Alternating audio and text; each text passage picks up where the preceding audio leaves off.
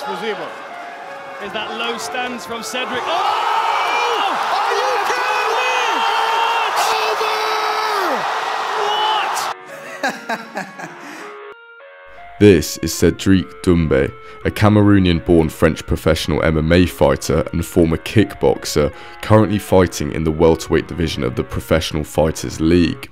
As you can see, his debut against Jordan Zebo at PFL Europe 3 on September the 30th, 2023 exceeded expectations, as he knocked his opponent out in 9 seconds flat. Aside from elite fighting skills, Doumbé also possesses unique traits. He's a larger-than-life character. 80 feet. He's evidently got charisma and is naturally funny and is a fearless competitor. Like McGregor of the past, he's cultivating a personality that will ensure people tune into his bouts. An underrated asset of his is the fact he is bilingual. He speaks both English and French fluently. With him having moved to France from Cameroon at the age of 9 and his fighting base being in Limoges, he has galvanised widespread support across France and many African countries. He's a ready-made star waiting to fully burst onto the global scene. But this begs the question, how has such a talented prospect evaded the watchful gaze of the UFC's scouts thus far? Well, it's a complicated story, so let's head back to the very beginning. Before we go on, guys, if you're an MMA fan like myself, you need to check out Clash TV. Clash TV is a free interactive live streaming platform delivering bare-knuckle boxing matches, kickboxing and guerrilla MMA series. You can download the app and use it on the go, and I'll be posting lots of MMA content on the platform, so please head over and show me some support. In his late teens, Cedric discovered full contact kickboxing and began training. Between 2015 and 2016, he would travel to Amsterdam every month to train at Magiro Gym, labelled as the birthplace of Dutch kickboxing. After having substantial success in A1 and K1 tournaments, he participated in Glory 22 Lille, where he lost on his debut to Yohan Congolo by unanimous decision. In December 2016, Cedric beat Nikke Holtzken by split decision to become the first French champion in Glory history. Having fended off many challenges for his welterweight title, Cedric announced his retirement from kickboxing on October 3rd, 2021, as he intended to switch to MMA. In October 2021, it was announced that Cedric Doumbé would make his promotional debut at the Romanian Kickboxing Championships, known as Super Combat Universe. He fought Arbi Emiev in the main event, winning by a first-round technical knockout. Then, in early 2022, Doumbé finally received his big break, signing with the Ultimate Fighting Championship.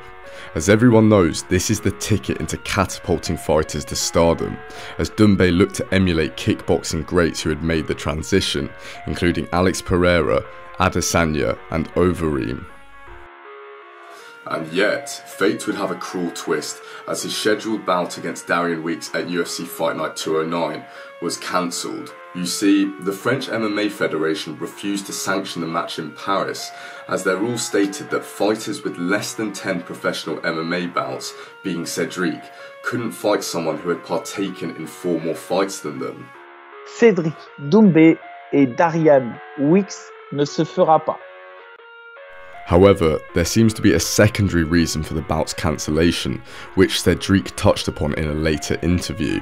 Like RMI, that's why MRI. you call it. MRI. Yeah, MRI in that test, and he figured out that I have like a blood in my brain. The possibility of blood being in his brain would contribute to the fighter being released from his UFC contract, but Cedric later clarified that a doctor in fact made a mistake in that test, which thwarted his UFC offer and prevented him from fighting in UFC Paris.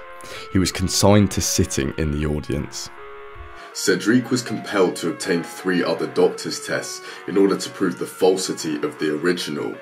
Renegotiations then started to re-sign the fighter. Bear in mind, since the bout against Darian Weeks had been cancelled, Doumbé had extended his MMA record from 2 wins to 4, with stunning knockouts against Florent Barillon at MMA Grand Prix Bordeaux and Pavel Klimas in Paris. Consequently, the UFC's original contract offer to Doumbé would need to be altered.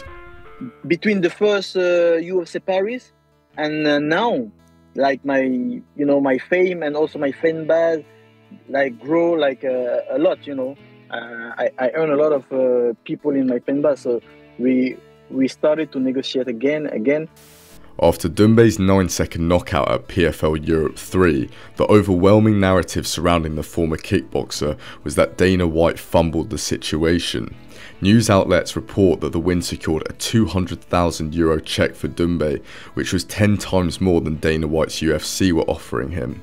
So in the end, you go with PFL. Could you tell me how many times more bigger is this contract than the one you had with the UFC for the Paris fight? Like 3 times bigger, 2 times bigger, 4 times bigger? What would you say?